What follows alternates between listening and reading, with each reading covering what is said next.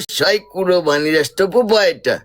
पनिसमेन्टका नाममा लुगा च्यात्ने, घरि हिलो दल्ने, घरि पानी खन्याउने यो जाडोमा त्यस्तो चित्तो गिफ्टको लागि गरेका हुने। गिफ्टको लागि मलाई थाहा थियो। त्यस्तो काम चाहिँ गर्न हुँदैन है, हुँदैन। मेरी आमैन ए जयन्ती, तैँले त्यस्तो म्याच हेरेको छस् जो पनिसमेन्टको नाममा आफ्नो अङ्ग प्रदर्शन पनि गर्न बाध्य हुन्छन् नि, त्यस्तो देखेछस्?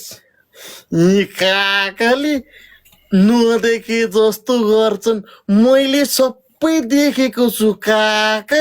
त्यो गेस्टमा बोलाउँछन् अनि गिफ्ट हान्न लाउँछन् अनि जे भनौँ त्यही मान्छन् काका।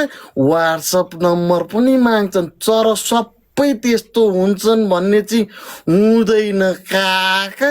1-2 जना पातकीहरू छन्। कस्तो